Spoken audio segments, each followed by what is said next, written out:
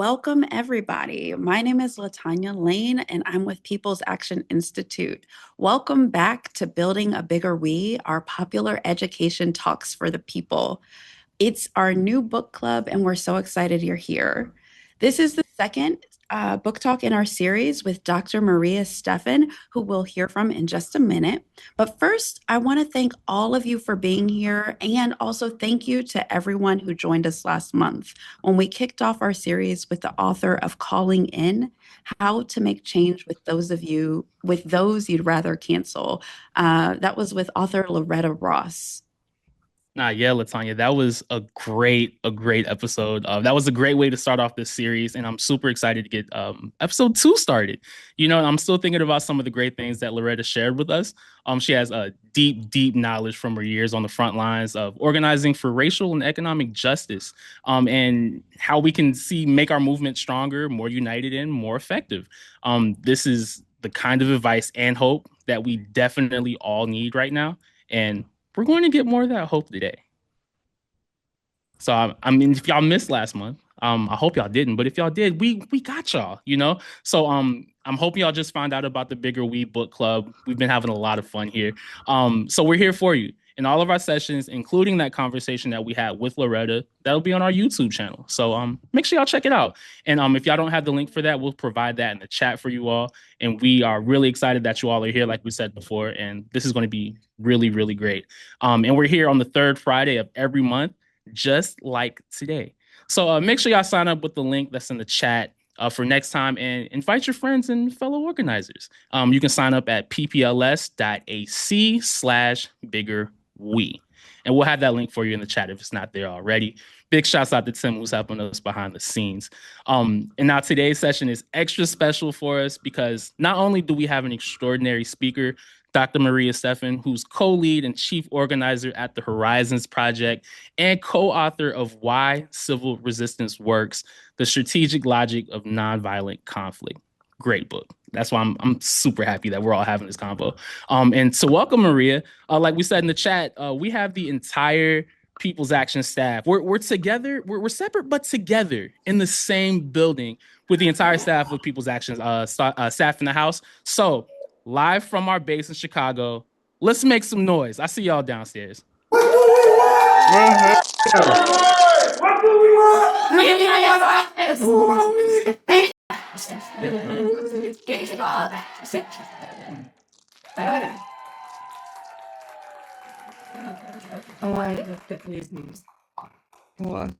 love that so much. And Latanya, you know that I've been to that office.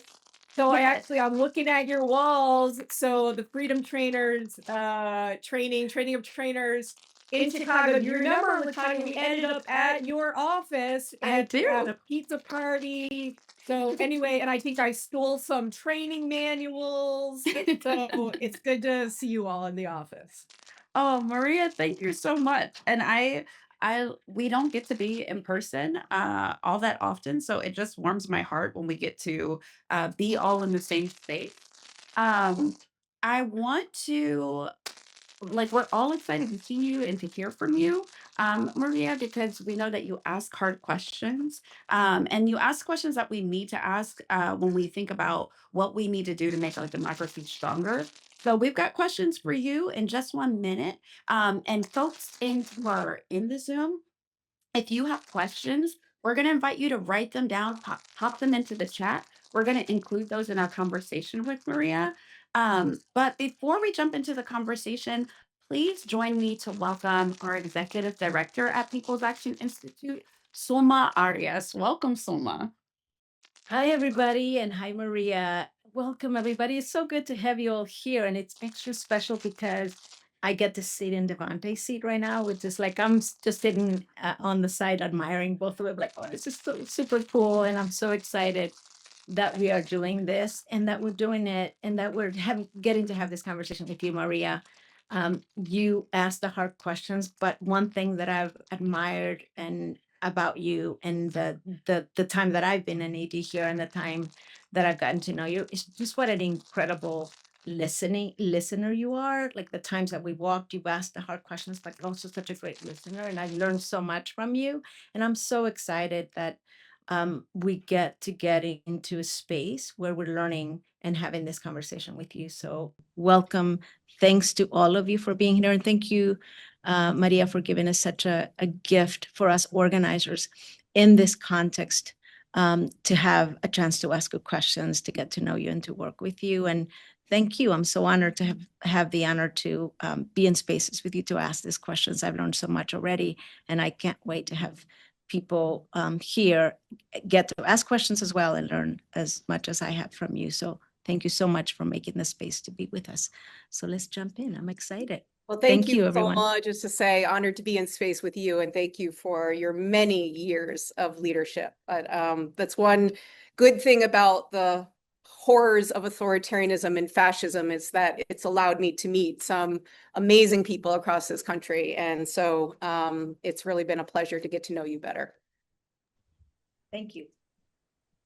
Thank you, Maria. And thank you, Solma. Thank you, Tanya. I keep doing this because we are in the same space, which is really exciting. So let's jump in. As we have seen, our special guest today is Dr. Maria Stephan. She is one of the world's experts in nonviolent social change. Her 2011 book with Erica Chenoweth, Why Civil Resistance Works, The Strategic Logic of Nonviolent Conflict. It's this book right here, which I love, like the power fists and the peace sign. So this book changed the game. It studied the effectiveness of nonviolent movements around the world, 323 movements in all, for over more than a century. So it really went into that deep quantitative analysis. And when they looked at all that research, the conclusion that they came to was that nonviolent movements are twice, not one times, but two times as effective in bringing about regime change and other major social shifts than violent movements. Why? Like, what did the research say the reason was? It's because nonviolent movements bring in far more people from the sidelines. These movements create a space where nearly everyone, no matter their ability, their age, their gender, their belief systems, nearly everyone can find a place in standing up for each other and standing up for what's right. So I think we can agree that this is something we really need in the US right now. I'm sure we all have moments that we've thought of where this feels particularly poignant. I bet we can also agree that this is a time when it can seem out of reach for a lot of reasons. One of which is we feel more divided than ever. So I've got some questions that I hope Maria can help us answer. I again welcome you to drop your questions into the chat, and we will see what we can do about answering as many as we can. But again, welcome, Maria. I'm so excited to talk to you. Yes, really a pleasure, Latanya. So many opportunities that we've been able to come together over the past year. So my pleasure. So Maria, the first question is just so people kind of get to know you and your experience. Like, you started your career as a diplomat at the State Department, and then you were at the United States Institute of Peace, which are two places that have seen some pretty significant shakeups under the current administration, under the Trump administration. What was your experience in those places, and how did this spark your interest in nonviolent change? Sure. Well, you start with a particular chapter of my life. So certainly the State Department and U.S. Institute of Peace was kind of the policy phase of my journey. But I would say, in answer to your question, and I'm happy to talk about my experiences there because it very much involved working with grassroots movements in particularly violent and repressive contexts. And so that was like the basis of the work there.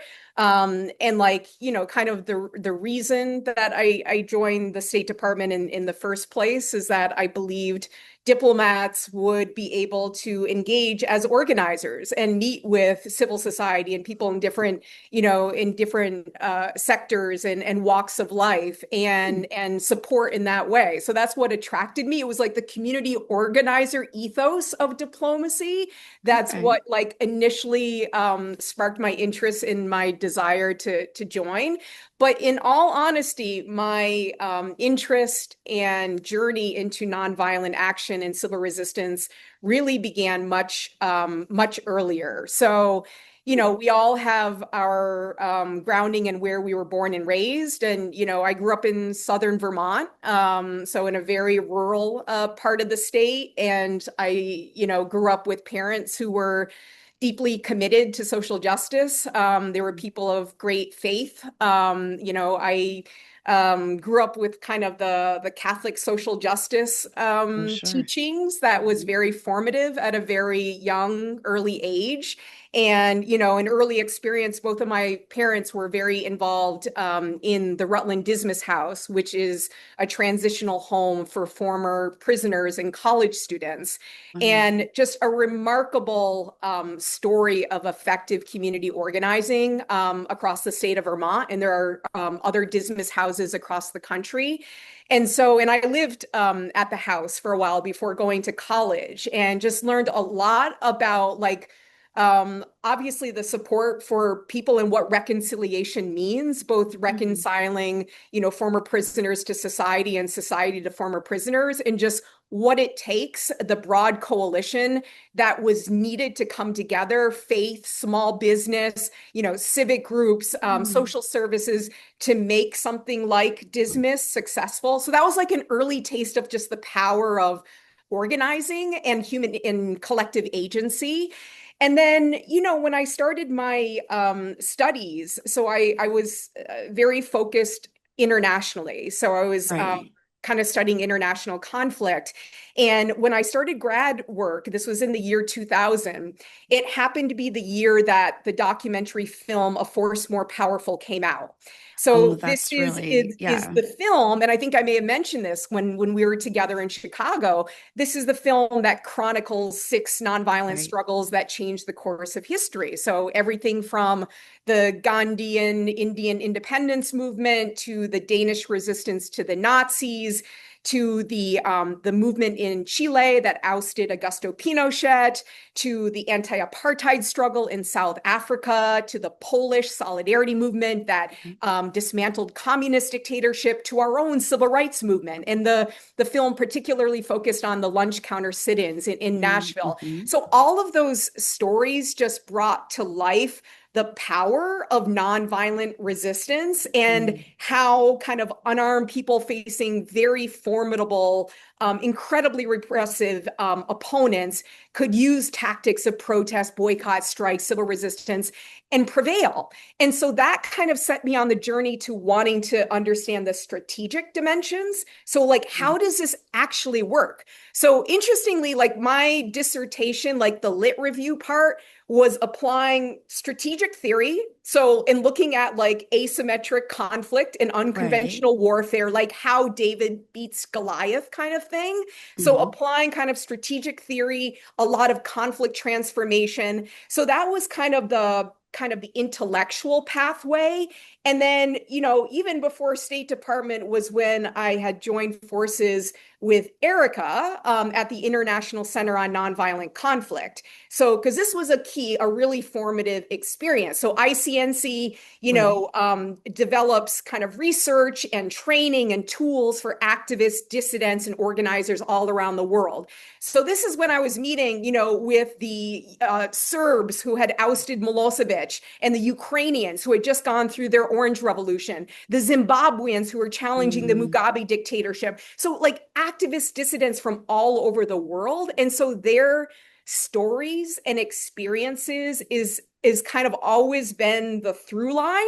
And then, when joining the State Department, it was like, okay, and I joined under the Obama administration. So I was Right. like, okay, like there will be maybe a different vibe to international work and like diplomacy, and like his own background as a community organizer in Chicago was certainly a source of inspiration. So yeah, I mean, I was writing Why Civil Resistance Works from Kabul, Afghanistan. So Right. Erica was in LA. I was in Kabul, and this was the peak of the fighting between the Taliban and the Afghan government. So it was a very like violent period. Right. And honestly, there was, kind of mortar rounds, duck and cover sirens, and I was in my hooch, my shipping container Wow. on the embassy compound, like writing chapters at night and on Sundays.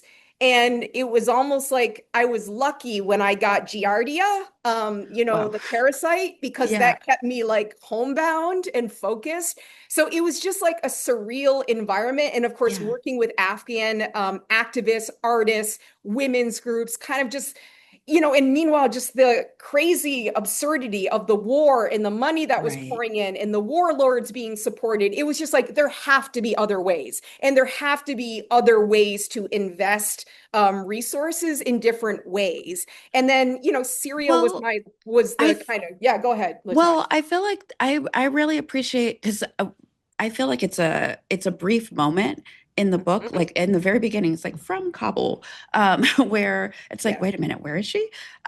So I feel like I'm curious about the context that the book is entering because I think a lot of times when people think about nonviolence, they think about it from a moral perspective, and what your work really does is offer this as a strategy, as like not just a moral, ethical decision, but as like a smart, strategic tactic to use when you have this asymmetrical fight. And I wonder if you can talk more about why you wrote this book. Like, what were the theories that were out there, and what were you?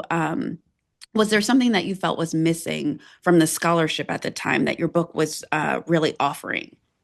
Yeah, I mean, the prevailing wisdom at the time, I would say, was that, you know, these nonviolent movements, they're nice and they Right. can be effective. They can only really be effective in like either democratic contexts or where you don't have like a brutally repressive opponent. So, Mhm. the sense was that they can work, but only in certain conditions. Only if the And opponents are nice. only if like yes, you have like a somewhat a less more conducive environment, less Right. repressive, more democratic. So that was one kind of bit of conventional wisdom. And then there was the idea that violence doesn't always work, of course, but of course it's more effective than Mm. nonviolence in challenging the most formidable opponents. And so in just like the prevailing sense that I felt very deeply. And granted, I was coming from like international relations, international Right. security. So these are like the hard political scientists who will Yeah. be naturally very skeptical of things outside of the traditional domain of international Okay. security. So the prevailing wisdom, again, was that yes, it can be effective, but ultimately, it's less effective. And, in other spaces, I would hear, yes, it's about moral conversion and it's about persuasion and it's ultimately weak or passive or Yeah. ineffective. And so that's like, those were the kind of the assumptions that I fundamentally wanted to put to the test. And, Hmm.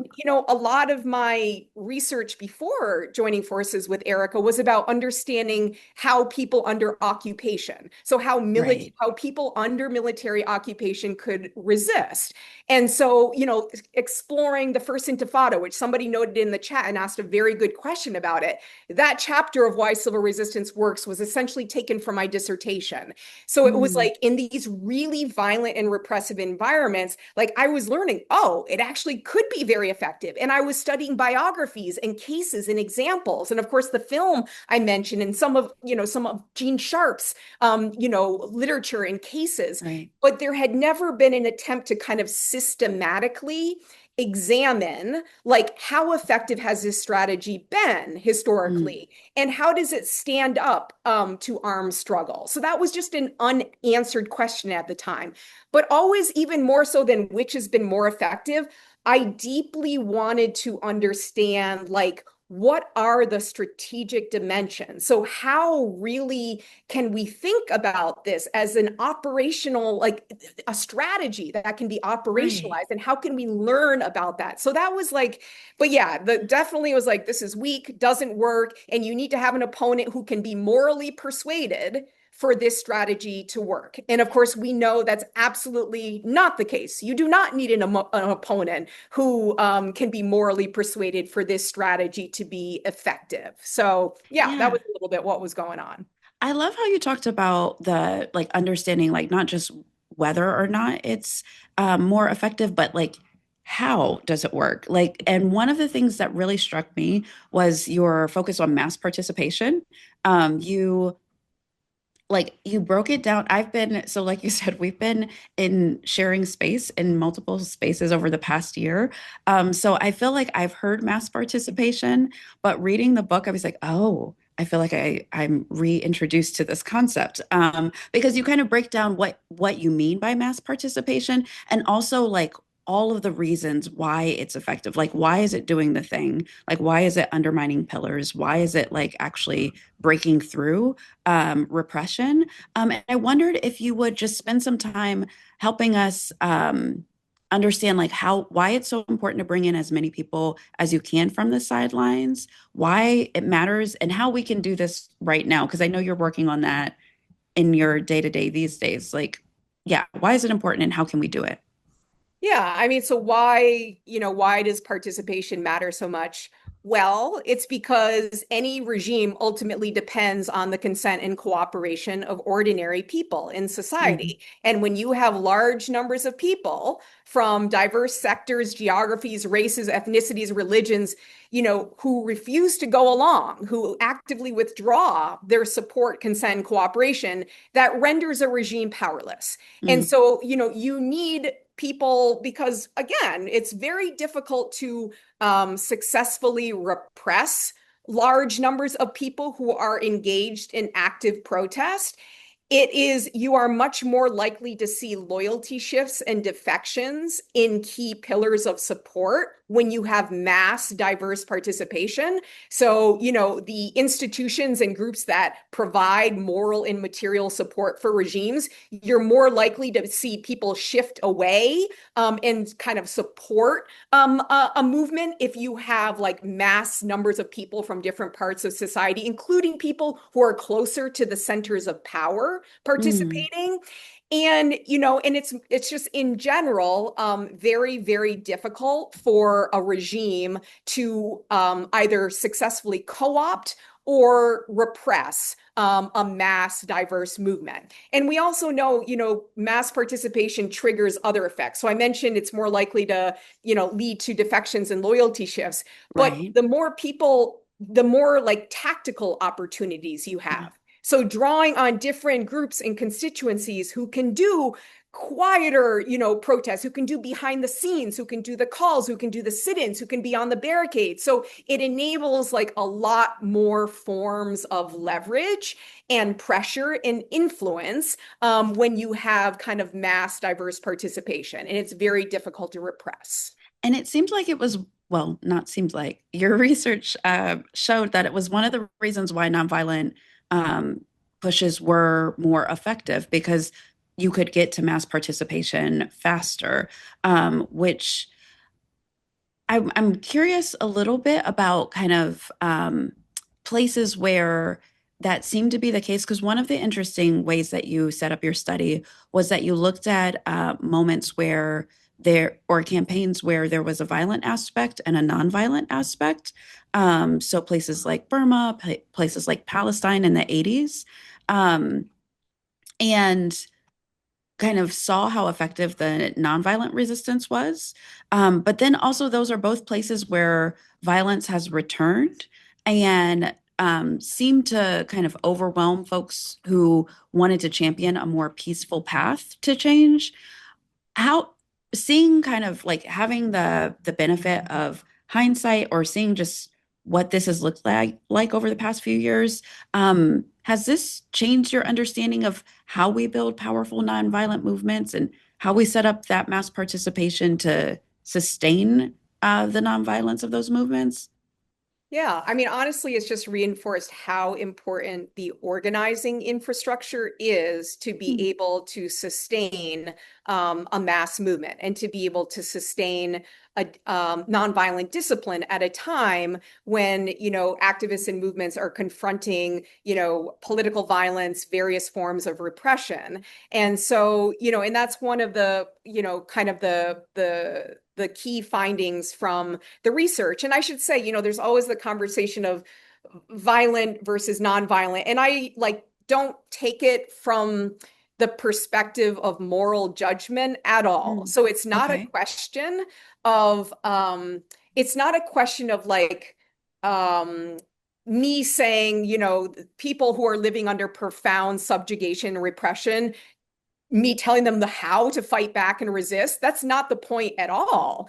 And people do have a right to resist repression and to fight for self-determination. Mm. And I think the conversation to be had is, well, which kind of strategies and tactics are more likely to enable you to get mass diverse participation, are going to enable you to bring about those key defections and loyalty shifts in key pillars of support. And there's evidence that fringe violence, for example, can be helpful at like attracting media attention or Mm. boosting morale of core groups in the short term. But the question is always kind of what are maybe the unintended consequences of kind of mixing violent and nonviolent tactics. And one thing that the research shows, and not just this study, but a number of other studies have found that, the introduction of violence tends to significantly decrease participation, and it Right. tends to increase indiscriminate regime repression. Mm. So if your people are prepared for that, maybe it's okay, you can survive, but a lot of people aren't. And one thing that the cases revealed is that it's often like women, disabled, people who are traditionally marginalized Mm. that pay the biggest price when regimes respond with violence. So there's just it's thinking about it from the perspective of what is going to allow you to kind of protect your people in your communities and take power away from the opponent. And that's where strategic discipline, nonviolent resistance has just performed, much better than people would expect. Yeah, I think one of the things that surprised me was you talked, some people tend to say like nonviolence can be effective as you have the threat of violence, like it's the threat of violence as okay, the regime is like, okay, we'll choose the nonviolent path, we'll take those demands. But you talk a little bit about how, or you talked about how violence can actually cause unity among the regime, like can where there are potential fractures, it actually brings them closer together to say it can be a unifying point. I wonder if you would just talk a little bit more about how that threat of violence can actually backfire on the aims of the resistance to cause unity and support those aims. Yeah, I mean, one thing that always struck me is just how much regimes invest in wanting to portray movements as violent. So they do a Mm. lot. They invest a lot of energy in like, trying to discredit a movement, to plant agents provocateurs, to try to Mm. like, promote, you all know COINTELPRO. So the whole strategy during the Yeah. civil rights movement of like, kind of planting informers and agents provocateurs. So it's a big strategy of regimes to want to portray movements as violent because it tends to offer them more credibility to crack down and delegitimize the movement. So it's interesting that regimes see it that way, whereas my Right. sense is that they feel most threatened when they're faced with like a unified movement that is systematically engaging in disruption and Mm. taking away their power. And that, it certainly can be done with violence and insurgent violence. And it can be done often in a less costly way, which is not to say there's not profound risk and sacrifice taken by practitioners and activists in nonviolent movements, but it's more costly for a regime to use violent repression against nonviolent protesters and get away with it. And get away with it. And that's the point. So, Mm. like, what's more likely to make regime violence and repression backfire so that the movement gains and the regime loses? is the nonviolent Mm, discipline movement. So for those different reasons, I think again, it's less a moral judgment call and more like what are your strategic objectives and what are the potential tactical and strategic downsides of introducing fringe violence. And that's always worth a conversation. And the more we talk, we have to justify our tactics. The more we're justifying our tactics, the less we're focusing on regime violence and our own goals, right? So it's yeah, just like that's it real. kind of deflects some energy towards other conversations. Was it moral? Yes, no. Was it strategic? Yes, no. And so it's kind of like, and those conversations can be Right. very important, but there are other things to focus on. Yeah. I want to talk a little bit about what we're seeing in the world currently. Um, like, so maybe we start with Iran, where we've seen a lot of nonviolent, noncompliance, just really inspiring civil resistance. And we've also seen that met with a lot of brutality from the state. I'm curious what your research tells you about what it means to offer hope in places like this. And I'll pause there.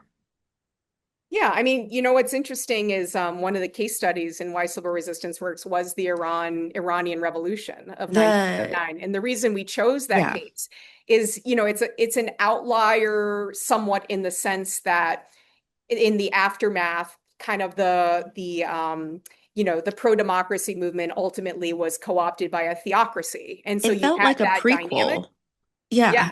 But what was, and so it was interesting to look at it in that way. Yeah. And the dynamics of what led to the ouster of the US backed monarch Mhm. was active resistance and non-cooperation from all the key sectors in It was Iran. incredible. And so Yeah. the oil industry and certainly the universities and the merchant class, you had Can you talk a mass little bit about non-cooperation. the mass non-cooperation? Because I was so inspired, like reading that, I did not know that history at all. And just hearing about how folks would get dragged back to work and then, work for a second and then go back home, like the strikes, like the coordination across the whole country. Could you just paint the picture of what that resistance looked like? Yeah, although it's funny, it's been a while since I've thought about the Quiz Iranian time. Revolution of 1979. Because also there are more recent cases of like, the women's movement in Iran and, kind of what preceded this bombing campaign. But yeah, I mean, basically the Iranian regime was so reliant on the petrol sector, especially the oil Mhm. sector, that as soon as you had, and, key engineers and oil workers like obviously made the machine work. And so when you Right. had mass walk-offs and resignations and boycotts and strikes by these workers, the regime couldn't fulfill their positions. They couldn't Yeah. create thousands of new engineers. And so it basically kind of shut down operations. So it was the oil industry, because that's the key. And the reason why pillars of support are such I think a helpful organizing framework Mhm. is that within each of these pillars, whether it is in professional associations, whether it's in like businesses, whether it's in the education sector, whether it's in the media sector, everyone brings key assets, tools, resources, and skills that empower regimes. And when those skills, knowledge, and know-how are withdrawn, the regimes are like emperors with no clothes. So without the support of these engineers and oil workers and bazaris and others, they fundamentally, and no amount of repression could Right. allow them to like get the system running and get the Yeah. economy going. And so it was just like such a very interesting case of like very like sophisticated cross-sectoral Right. non-cooperation that was ultimately decisive in that case. And so with such a history of resistance, and you touched on like the women's resistance and different movements in Iran. Like, what do you see when you see what's happening now? Like, are there points of hope that you see or that you would offer, or like what would you say about what's happening in Iran now? Yeah. I mean, to that, but in general, what gives me hope, and it's also back to your first question of like, why did I even want to go deeper and pursue this research? Yeah. Well, it's because there are millennia of Mhm. nonviolent struggles, Mm. often led by the most marginalized people in any society. There's Yeah. millennia, and this history is barely known. And Mm. so, like, so little is understood. Even some of the question in the chat, like most people, when they think about the first Palestinian Intifada, nonviolent resistance is not the first thing that comes to mind. Right. There's a whole like other like narrative, and like, you know, certainly like pop culture and films and video games are not necessarily reinforcing the Right. power and potential and history of this form of struggle that's been incredibly effective. So, you know, when I think today, you know, first of all, not all nonviolent movements succeed. Like That's right. half of them do not succeed, at least, you know, in the short term. And so it's like, however, you know, we've had, even within recent history around the world, very successful nonviolent resistance campaigns. And Iran is a case where, again, it's like the bombing campaign is so deeply unfortunate. And you have such a long history of women's led mobilization, like a Mm. green movement and others like pressing for women's rights, opening civic space, youth led movements. And so I hope and pray that those forces will be allowed to re-emerge, because there's so much incredible civic power in Iran. There's so much civic power in Palestine and these Mm. places. So it's like how, and it may seem bleak in the short term, but like supporting the cultivation of that power, helping people meet with each other, strategize, plan. There's always hope there. And then the successes. I mean, I think, you know, you had mentioned earlier about Brazil. So certainly after, you know, years of far right authoritarian rule by Bolsonaro, you had a mass movement, popular movement that brought universities, unions, businesses, including large corporation and corporate networks, Mm. faith leaders, including faith institutions that had been propping up Bolsonaro, who ultimately organized and helped remove him from power. And you know, that was a case where there was an attempted coup. So after the Lula Right. opposition prevailed in the elections, Bolsonaro, backed by MAGA. So you all know there are very Right. strong collaborative partnerships between MAGA and the Bolsonaro The Trump regime. of South America. So, and that's like part of our far right autocratic global context that we're living in. But, you know, notwithstanding all the mis and disinformation and just the attacks on opposition, you know, the people were able to not only like defeat Bolsonaro electorally, impeach him, like send him to prison. So that was definitely, you know, kind of a recent success. Also Poland. So after like Yeah. 15 years of law and justice rule that like completely undermined the independent judiciary, took over the media, you know, very kind of repressive regime. You had a civic coalition that came together across, again, cross-sectoral, cross-ideological. It spanned kind of the center, center right, center left. So a very broad ideological movement that helped restore democracy. Of course, it's very bumpy. Nothing is Right. linear. You have like forward progressions and you have, but those two, and then, you know, South In Korea Hungary? as one Yeah. of the Oh, most South recent. Korea. Yeah. My God. I mean, after, and this is very instructive for the US, actually. I mean, all these cases have Right. insights about strategy and tactics and coalition building and non-cooperation and all. But South Korea was a case where, you know, when the president declared martial law emergency decree at the Right. end of 20, there was such a fast mobilization by workers, trade unions, students, faith leaders, others who basically went on shutdown mode and Yeah. announced the start of a general strike and didn't let up until, you know, the president not only lifted martial law but was impeached. So there are these examples Why all does that around the world. feel particularly instructive for the US? Like, yeah, why is that? Why does that one stand out for you? I mean, part is that how I feel like a really important lesson of South Korea is, again, this is a population that has a long experience of military dictatorship. So you have like, you know, you have a number of historical popular uprisings against different iterations of military dictatorship. So it's deep in the psyche of the South Korean people, the necessity of responding kind of decisively, definitively. What was interesting was just the speed.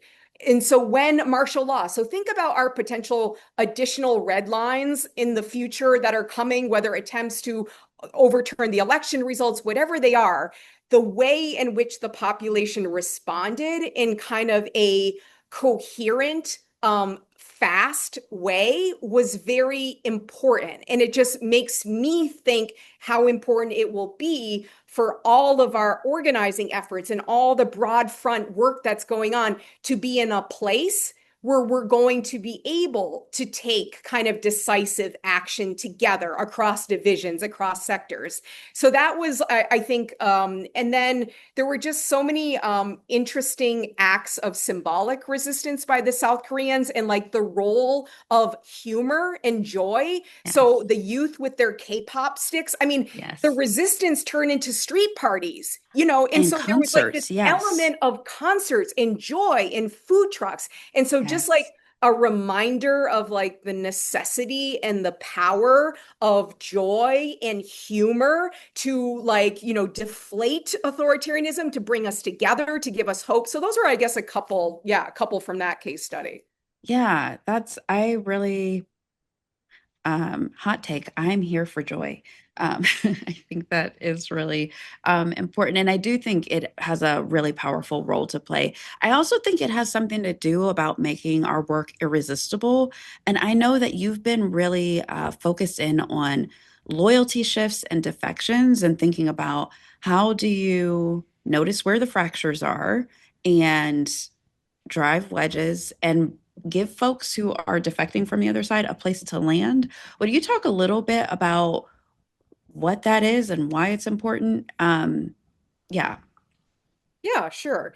So, back to what upholds authoritarian regime. Well, authoritarian regimes, it's these organizations and institutions, these key pillars of support that provide social, moral, financial, political support. And so without the support of these pillars, the regimes have no power. So being able to enable and support loyalty shifts so that key people within these pillars stop providing moral and material support is critically important to the success of movements. So there's such strong research backing that defections and loyalty shifts in key pillars is kind of the sine qua non of not only stopping democratic backsliding, but being able to prevent authoritarian consolidation and authoritarian rule. So these defections and loyalty shifts are really, really key. Another thing that the research find, and think historically, so for example, when white business owners in South Africa,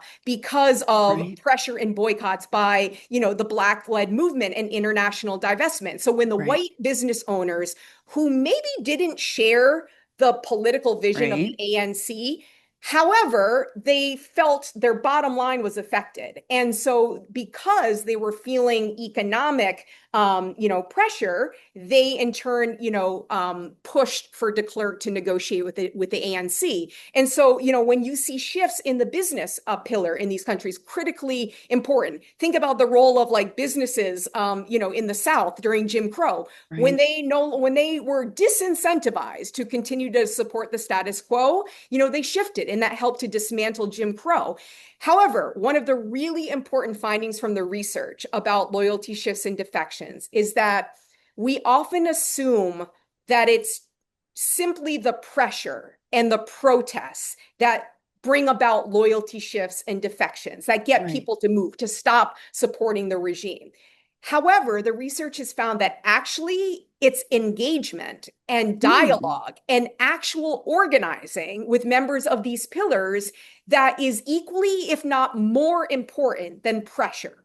And so the point is that you need both pressure tactics. So we need, the boycott of Hulu and Tesla and Spotify and Avelo. We need that to shift incentives and to move people. We also need the quiet dialogues. We need the off-ramps. We need the ability to bring people in and offer them an alternative, or at least a place to go that is not kind of still supporting the regime. So this is where the off-ramps, in our big tent formation, we talk about graceful accountability.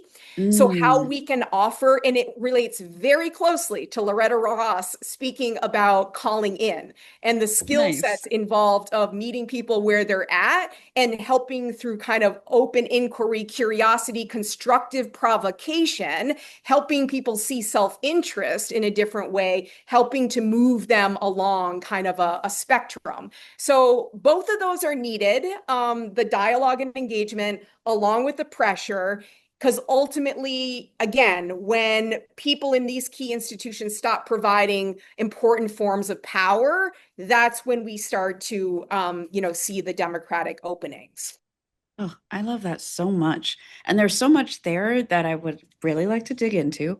But what I'm going to do is share a question from the chat and then pass it to Devante, who has some questions. But Michael Neal asked, how do we empirically strip out the effects of already crumbling autocratic regimes on the effectiveness of nonviolent resistance?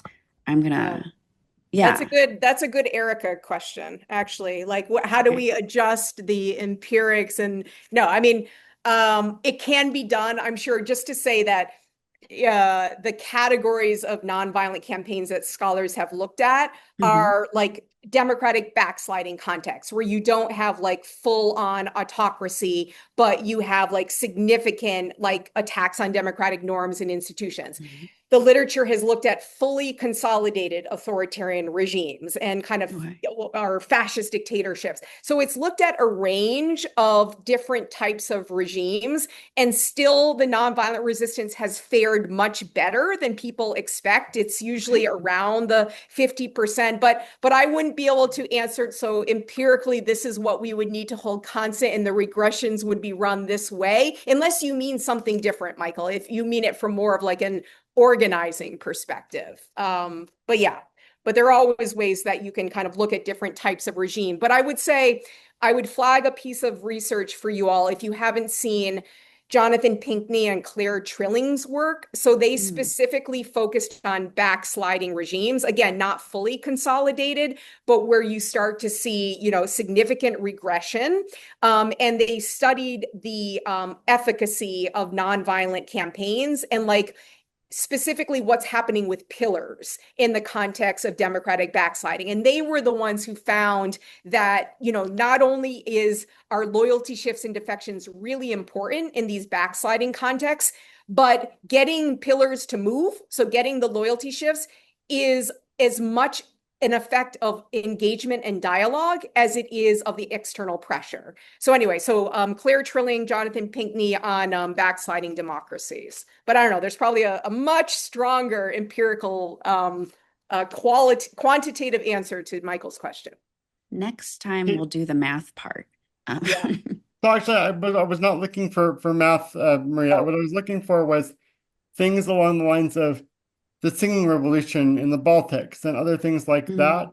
yeah. You already had this. You already had what was going to soon not be the Soviet Union crumbling under its own weight. So how do we account for external circumstances making it easier for a nonviolent revolution like that to blossom? Yeah. So I think the question would be what led to the crumbling of the regime as well. So, like, what was certainly there was the geopolitical context. So, one way to do that, by the way, is you can look at what was happening during the Cold War. So, the Cold War offered a lot of different dynamics of like regime backing and different. And so, look at kind of Cold War, post Cold War. That's one way to do it. You can look at different regime types and kind of look at what is happening. But your point about like all the geopolitical factors that were happening, the economic situation, the Cold War dynamics, the arms race. So all those things are happening. You could study from the perspective of the timing. So what ultimately did lead to the collapse of the Berlin Wall, to the success of the Polish solidarity movement? Was it, was it a function of solely of the geopolitical context of the structural conditions?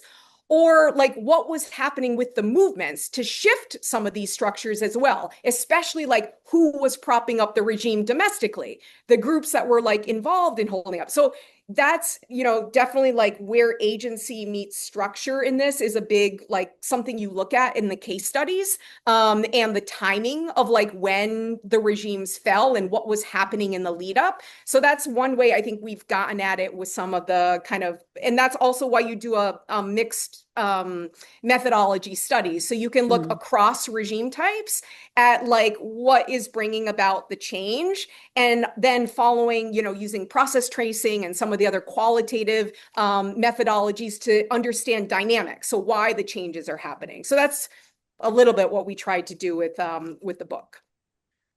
Michael, thank you so much for your question. Maria, thank you for your answer. I'm going to pass it to Devante, who has some reflections about our context. So, Devante, you want to take it?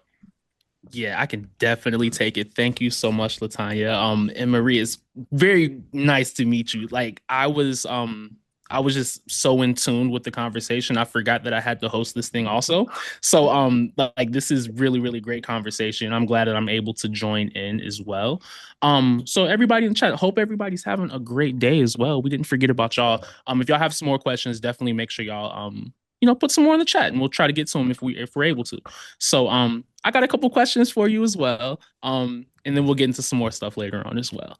So like I said, it's great to meet you right here in the virtual space, Good to I meet live. you, Devante. Thank you. Because we are actually meeting for the first time. So it's very Yeah, interesting. Yes. exactly. I'm sitting, I'm jealous. I'm like, Maria and Latanya, they have their relationship already. I'm just here, third wheeling it, but we're here. It's good.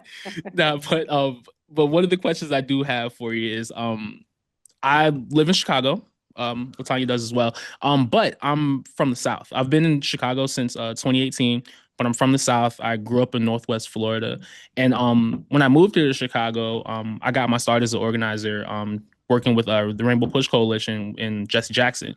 So when I think about nonviolence and what it can achieve, my mind goes to, Jesse Jackson, Dr. King, and the people power movement created, by the young people of, the Student Nonviolent Coordinating Committee and the Southern Christian Leadership Conference, and people like that.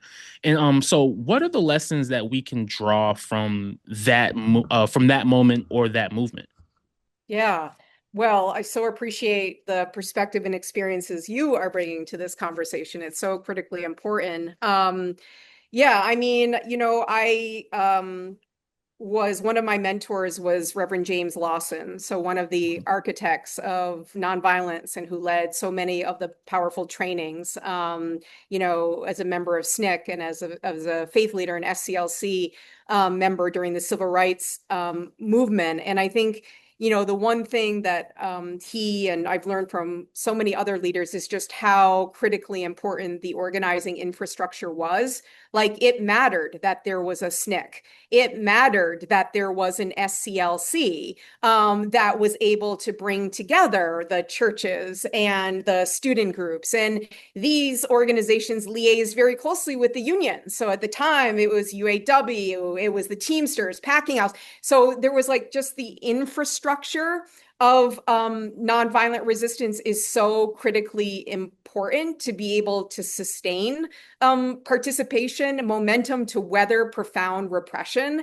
So, and just like how important training was during the civil rights movement, I mean, my God, like the level of sophistication of the trainings in church basements and Quaker meeting houses, the role plays, the intense preparation for the violence, the repression that the activists were willing and prepared to face was just something that has always been so just deeply moving for me. And also, just how strategic the leaders of the civil rights movement were.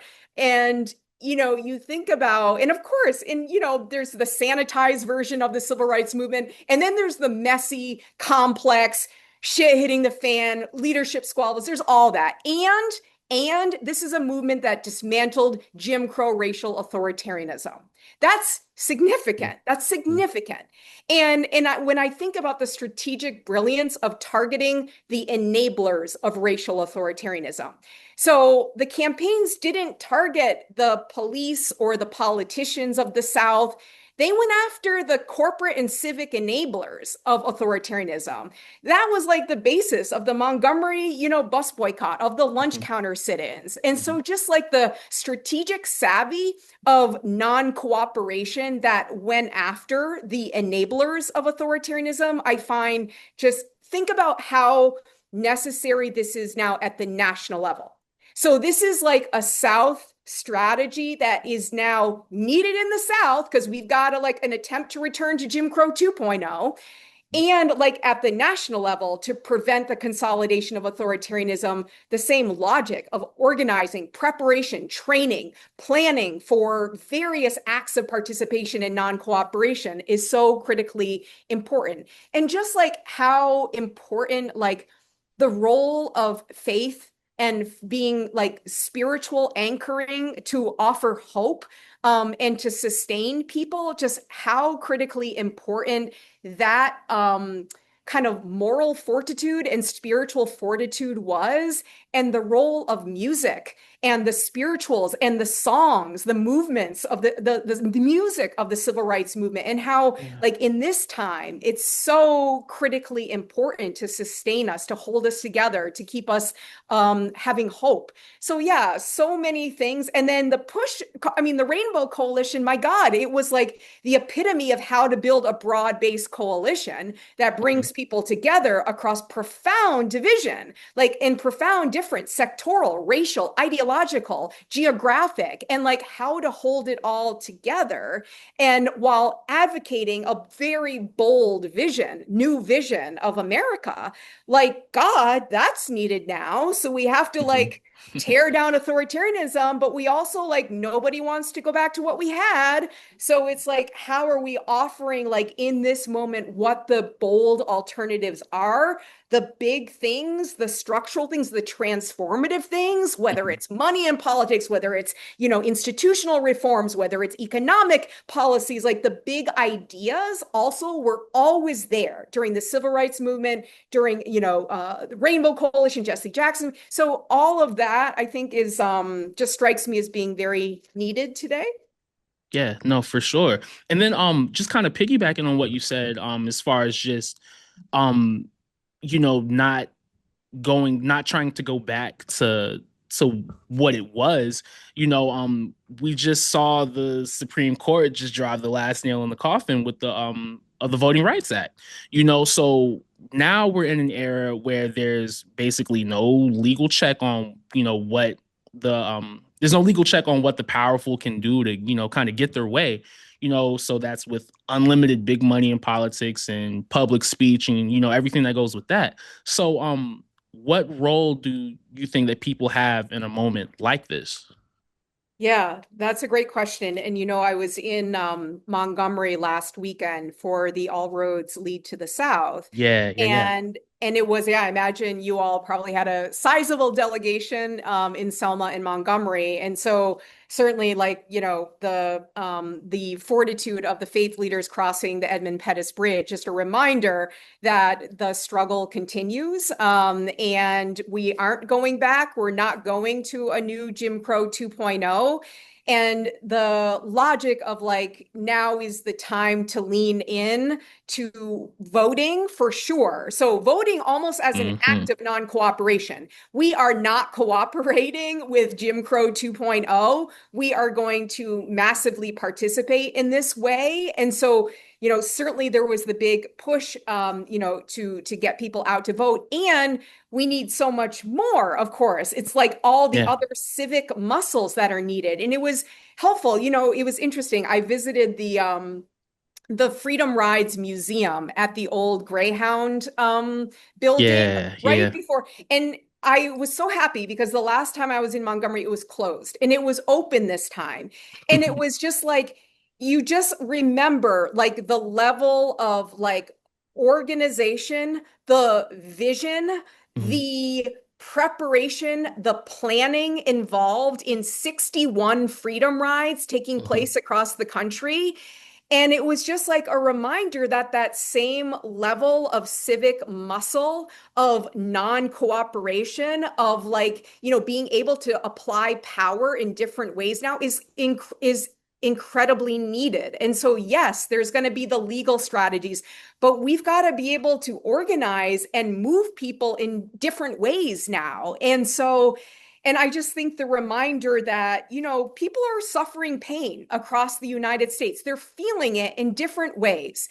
They're feeling it because their basic civil rights, human rights are being taken away from them. They're Yeah. feeling it because they're paying huge prices at the pumps for food. They're not having access to health and medical care. I mean, the level of like pain points that people are experiencing is also an opportunity for organizing. So back to your point about like how these broad coalitions have come together. Well, it was meeting people where they were at and allowing them to see themselves as part of a movement and providing an alternative. So I think, yeah, it was very inspiring to be back in Montgomery at this time as like the birthplace of the civil rights movement, at a time when just all of that vision, energy, perspective, courage, discipline is needed right now.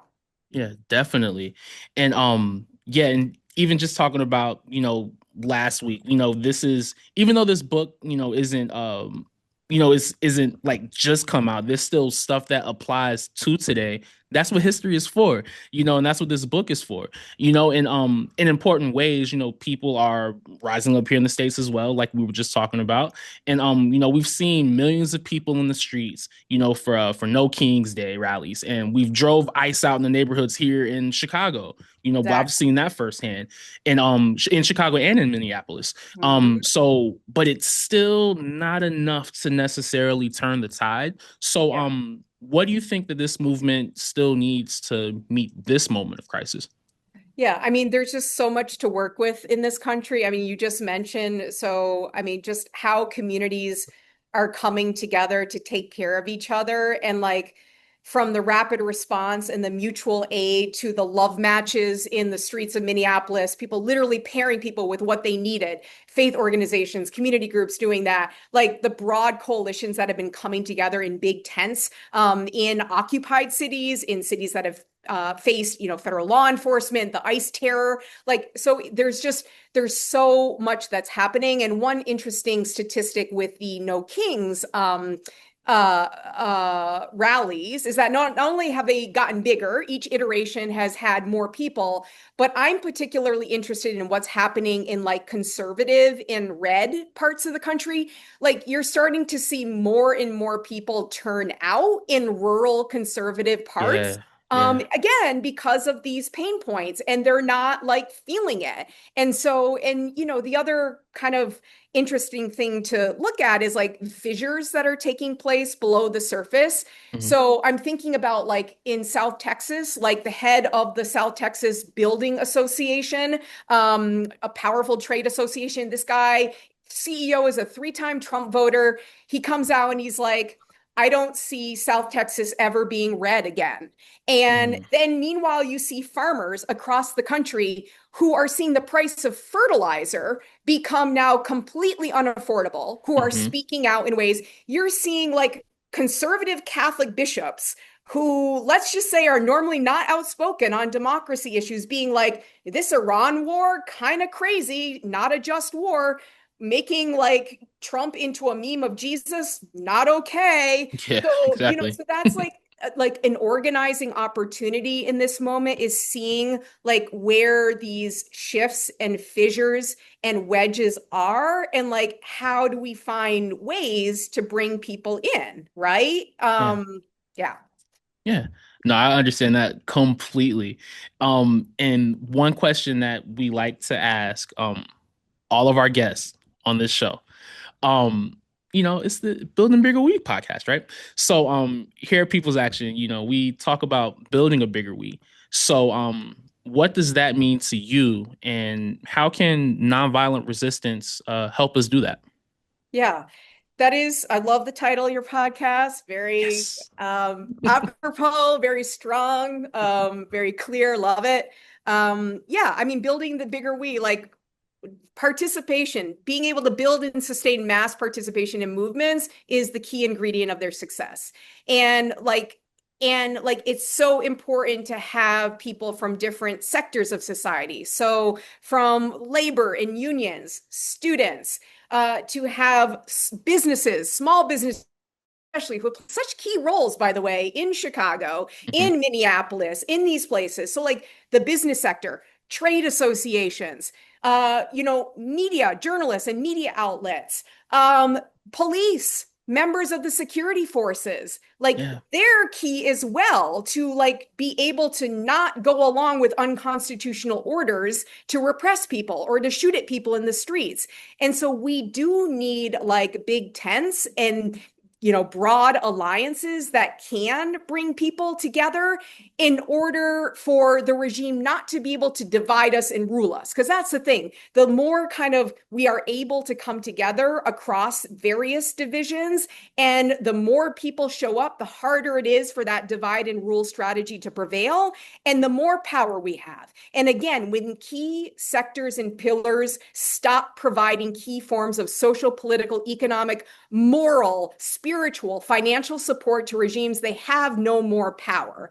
And so again, like back to the logic of like bigger we is like local communities. It's people from these different sectors. It's like a racially diverse, ethnically diverse, religiously diverse, gender diverse. Like we need all those forms of diversity because of course that gives our movement strength and power and assets that are very, very difficult to repress when we Yeah. come together. For sure.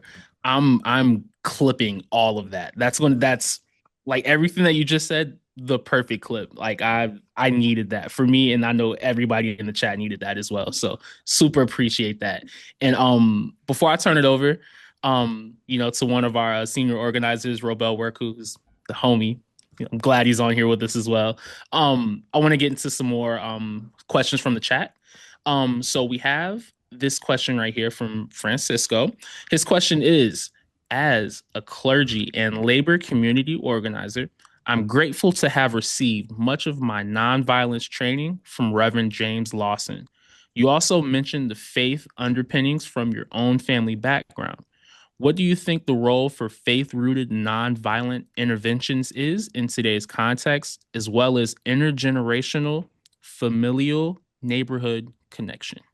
Oh God, it's so important. We could have another hour just talking about all the roles of faith leaders and communities right now. It's like the prophetic role of faith leaders of speaking truth to power, of saying we will not bend our knees to kings, speaking out against the false idolatry of white Christian nationalism, and for in speaking to the vision of what we're fighting for. So there's that profound prophetic role of faith leaders. There's the pastoral. It's like tending to people's spiritual needs, the movement chaplains, the people who are in the streets with activists and organizers, who are outside of detention facilities offering communion, offering prayer, being present. So there's the material support, there's the organizing, using churches, synagogues, mosques as places where people are coming together to plan, to organize, to prepare love packages to send to their neighbors, mutual aid, to set up transportation networks. So all the people, the terrorized neighbors who are getting transport and people driving them to doctor's appointments and court appearances and their jobs. This is all being done by faith organizations and other civic groups. And then it's like, again, keeping us in the song, the hope, the music that's coming out in so many of these movements on the streets that I've seen in Minneapolis. My God, one of my dear friends, a reverend, is like leading the music out in the streets outside of the hotels where the ICE agents were staying. so, Wow. so like that role. And then the non-cooperation, again, like faith leaders like saying, we will not comply with ICE. We will not comply with Jim Crow, and we're willing to do this. We're willing to boycott these company corporate enablers of ICE. We're willing to, if necessary, blockade detention facilities and places. We're willing to put our bodies on the line. So all of these things faith leaders are already doing across the country. And it's been like such a deep part of our history. And the community stuff, like this is the glue that holds it all together. And think about how important like local and state identities become when these places have come under attack. All of a sudden, we are all Chicagoans, we are all Minnesotans, we're all so that like kind of glue that's like helped people through all of the local organizing, the mutual aid, the rapid response. It's critically important. And even, as we think about at the national level, whatever is going to come down the pike with a president who has made very clear he doesn't want to give up power, and he probably won't want to leave office. And so, how are we like scaling up so all of the powerful work in organizing and experiments in non-cooperation that have been taking place, how it's going to be the community groups in all of these places across the country that is going to allow us to collectively be like, stubbornly, no, we are not going along with an attempt to overturn the election results, for example. So anyway, all that kind of stuff is definitely needed. For sure. Thank you so much for that. I had a couple more questions, but I'm gonna turn it over to my good friend with a way better hat than I have, Robel Werku. So I'll pass it over to you. How you feeling? I'm feeling good. I'm just trying to get like you. But my name is Robel Werku. I'm on our staff team here at People's Action. On a brief personal note, back when I was in school, I had the opportunity to read your work, and it really gave me the tools to apply some more rigor to how I understand my own father's experience as a Marxist, member of a Marxist political party in Ethiopia during the 70s. So just really grateful to be a part of this conversation. Good to meet you, Roval. Yeah, nice to meet you too. But yeah, a big part of our work at People's Action Institute is helping people find ways that they can help defend democracy. Last year, we had a pro-democracy organizing revival boot camp for 1,000 senior organizers from 400 social justice organizations across the country. And we did this to deepen our collective analysis about the moment that we're in and how to make strategic pivots in our organizing together. So in this moment, we have to rally our strengths so we can defend not only the tools of democracy, like safe and secure elections where every vote gets counted, but also our belief that democracy is a common good that belongs to all of us. And it's something that, we believe organizing can supercharge to improve our lives. So the curriculum we've developed for organizing for democracy is being shared far and wide. It's showing up in mobilizations around No Kings and Mayday Strong and in states across the country where folks are organizing against partisan gerrymandering and to defend our right to vote. And I'm curious, what do you think we can do to restore people's faith in democracy when in so many ways it's come under attack? Yeah, well, grateful for all the boot camps and the training you've provided. I know the trainers group that I am a part of has worked very closely with you all and participated in some of the boot camps. So I appreciate, what I especially appreciate is where organizing 101 comes together with civil resistance and non-cooperation. So, and I think all of our approaches are stronger if we're like, yep, we need like the relational organizing work, the onboarding, the one-on-ones. And in this moment, speaking to the pivots that I know you all are part of the boot camp, and we need to be able to move to a place where we're shifting power away. We're engaging in non-cooperation. We're moving pillars. We're prompting loyalty shifts and defections. So it's a beautiful marriage where organizing and mobilizing and civil resistance and non-cooperation come together. And so my hope is that there continues to be good, like cross-fertilization in our different kind of training approaches, because it'll just make the work so much stronger. So I'm so grateful for what you all have been doing.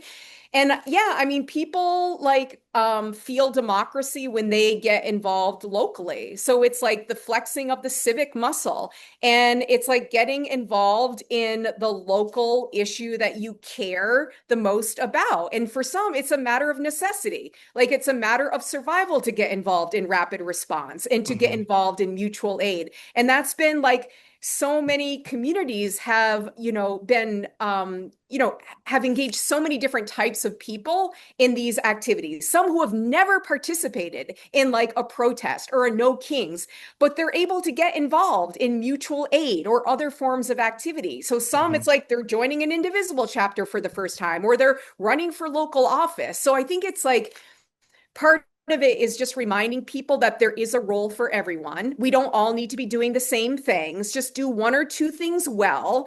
And like, what is that local effort that really moves your cheese and like really commit to it kind of thing. And I think at a moment of despair, like just supporting that type of kind of relational work locally is one of the most important things. And then, back to Latania's loving joy, like what are the things that allow you to feel joy, that to feel like human connection, like those opportunities, and like don't downplay the power of potlucks and of coming together in like informal community fora. Like there is such a powerful role for that. And oh, by the way, trainings are community building opportunities. It's like it has community building, it's relational, it's skills building, it's scenario planning, it's TTX, it's like bringing in tabletop perspectives to plan out different, how are we going to respond? So there is like, and by the way, you may or may not know that Erica Chenoweth and I wrote a second book together, and it was about the role, like what is the most effective forms of external support for nonviolent movements? Do you know what surfaced as the number one most helpful way to support nonviolent movements? Training. Training, like consistently across the board, because of the relational work, because of the peer learning, learning what others have done, experiences of the past, like trying things out. So anyway, so that's why I'm grateful for y'all's the approach that you're taking with your organizing and training, and excited to see that continue to blossom. I appreciate that framing, especially as it relates to how we like enact democracy in smaller ways, like in our own communities, and how that can scale up to restoring faith. I was curious about some of the things you were sharing earlier about, building a bigger tent and yes and no coalitions, about how dialogue and engagement can really like shift and like grow our movements. So the South Korea example that you and Latanya were speaking to earlier, nonviolent noncompliance has been really successful. And like you mentioned, they have a very disciplined and aligned movement that's based on kind of like a, historical memory or like consistent memory. But they also have a much more homogenous culture. And like here in the United States, much broader mosaic, both as a society and as a movement for social justice. And so I'm curious how you feel we can actually create that big tent coalition with room for everyone that both says no to the violence of authoritarianism and yes to like a positive vision for the future based in justice, freedom, and equity.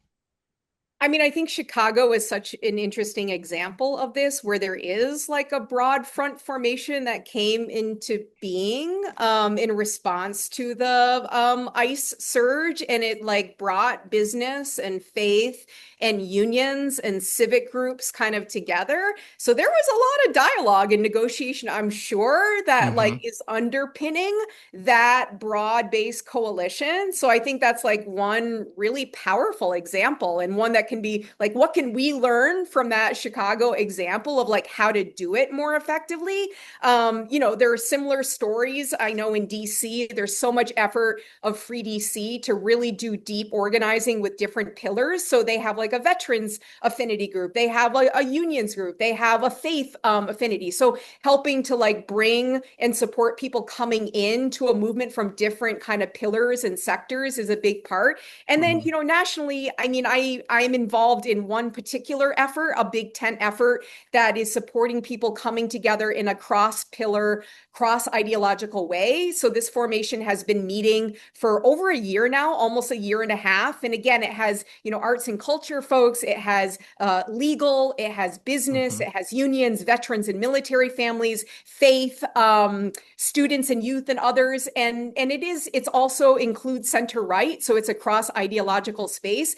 And honestly, so much of that work has been relational organizing, getting to know one another, what we all bring to the fight, building relationships, and so many organic things have come together, like partnerships, like deeply like partnerships on specific initiatives, whether it's training, an entire like interfaith training came out of the Big Ten, a coalition now between like veterans, legal, and faith, Project Halo, which is going to be focused on election defense.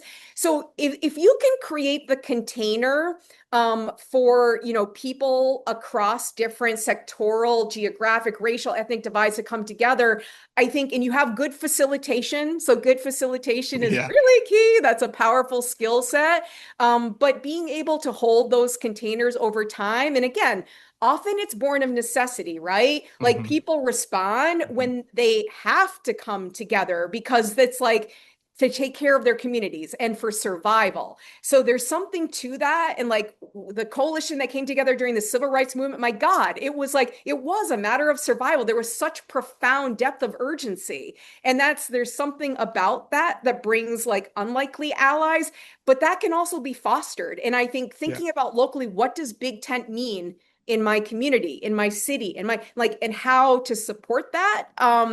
And I would also say internationally, it's very interesting because sometimes people assume that some places are more homogenous than they are. You're probably right about South Korea, and it's like a smaller country with a long history of military. But I've heard often like Serbia, well, the reason they were able to topple Milosevic was they were so homogenous, when in fact they had profound ethnic diversity. Milosevic had been using this to pit different groups across each other after a Balkan civil war. So division looks different in different contexts, but America has a long history of, racial white supremacist authoritarianism. We're huge, we're diverse. And so the skills and like containers and infrastructure that is needed to kind of keep us together and to help, as you said, scale some of the local, deeply local community-based organizing into something that is bigger is, all that requires all what you all are doing on a day-to-day basis.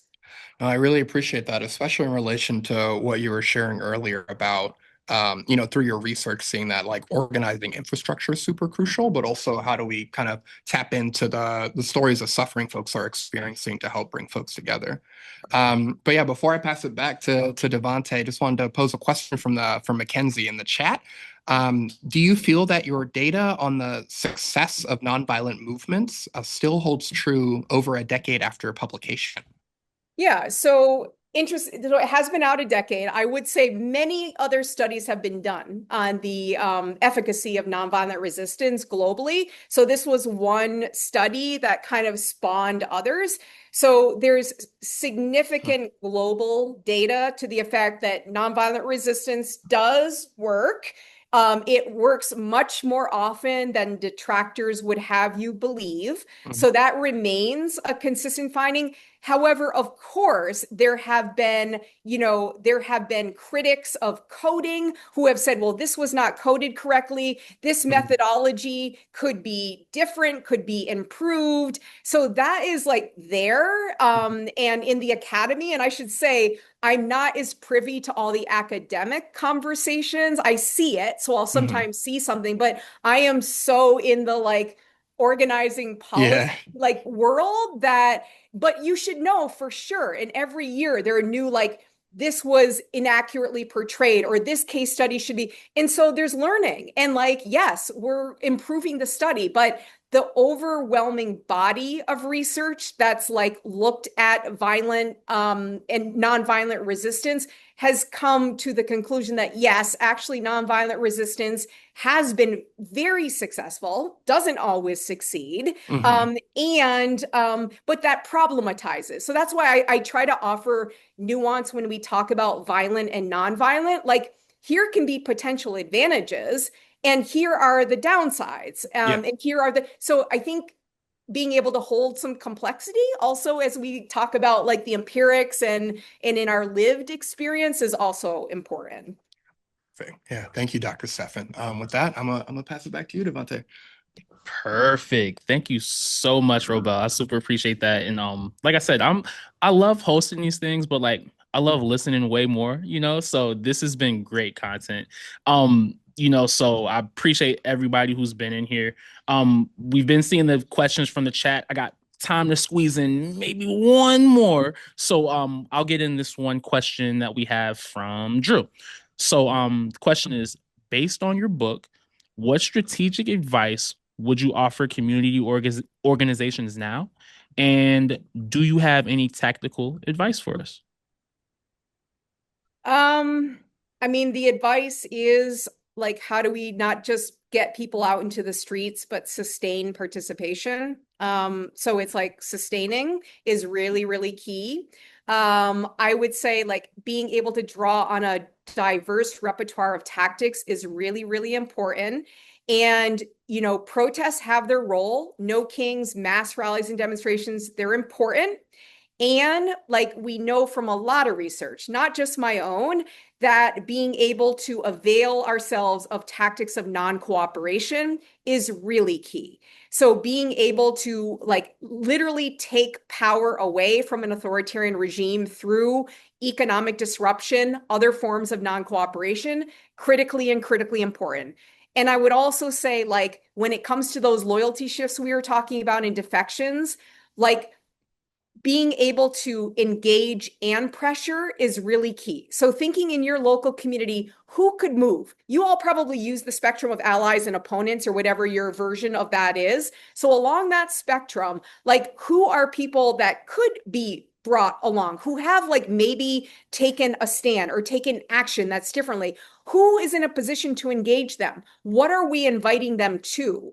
What are things that we can engage them? So I think that kind of conversation is just continues to be so important. And then, yeah, the importance of training, the importance of like being able to kind of maintain the organizing that supports nonviolent discipline at a time when we are facing so many forms of political violence and repression. So that preparation, training, organizing, so critically important. And I'll just end with joy.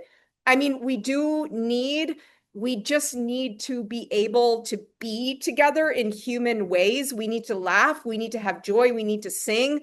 That's what's going to sustain us. That's what's going to keep us going. And so, yeah, all for that as well. Yeah, I'm all for joy as well. As much as we do this work, it's sometimes it's easy to forget that part. You get so used to doing the work, and it's just like that's one of the most important parts as well. So I super appreciate that, and thank you so much. Thank you so much for being here, and thank you so much for being in community with us here today too. Like we super appreciate that. Seriously. Oh, my pleasure. Thank you all for all you're doing, and thank you for having me.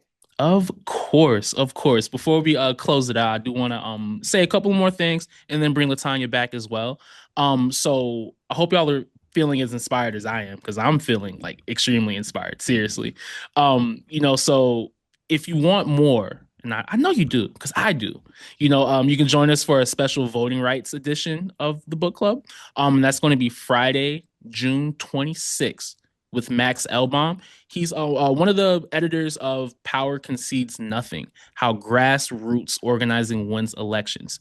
That's May 22nd, 2 to 3:30 p.m. Eastern Time, just like today. And we'll have the info for you in the chat. We're going to throw that link in there for you if it's not there already. You can sign up if you haven't already. So you make sure you get your book and, hang out with us next, So it's going to be a ppls.ac/biggerwe. So, Latanya, I'm going to bring it back over to you. Welcome back. Thanks, Devante. And thank you, Maria. This conversation has been so life-giving. I just have really appreciated it. I hope that I see you all again right here next month for our conversation with Mac Elbaum for our next edition of Building Bigger We. And I just want to bring back something Maria said that really sat in my gut, is that there's a history of this nonviolent resistance that goes back for millennia. And just because we don't know all the stories doesn't mean that that grooved path is not set out before us that we can walk together. So I invite you all into this mass participation and making it joyful and beautiful and delightful and lovely and irresistible. So glad we're doing this work together. We will see you next time.